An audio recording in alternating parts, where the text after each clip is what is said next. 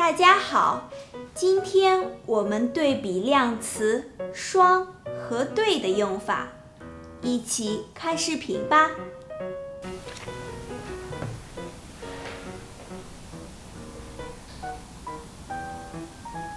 阳光，你在看什么呢？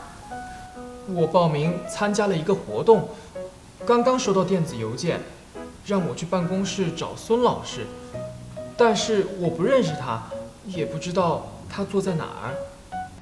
我知道，孙老师坐在办公室的右边。对了，他桌子上放了一对花瓶。孙老师长什么样子啊？我担心认错人。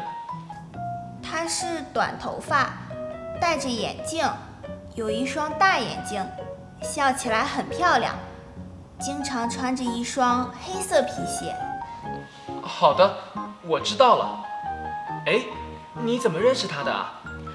我上学期上过他的课，孙老师人特别好，很喜欢跟我们聊天。他有一对可爱的孩子，经常跟我们讲他们的事情。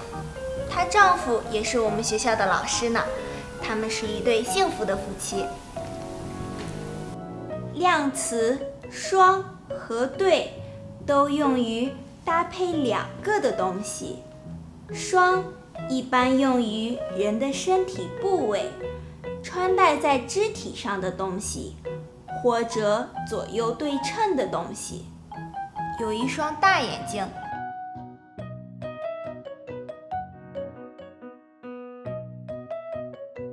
经常穿着一双黑色皮鞋。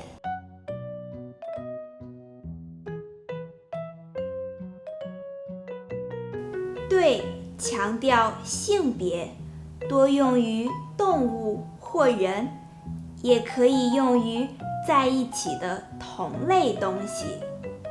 他们是一对幸福的夫妻。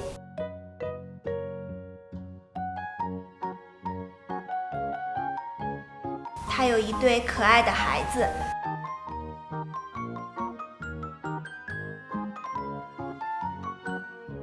大家学会了吗？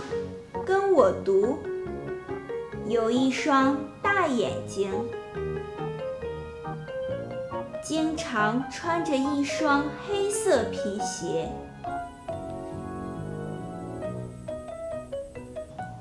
他们是一对幸福的夫妻。他有一对可爱的孩子。我哥哥要结婚了，我送他什么礼物好呢？送一双筷子，还是一对手表呢？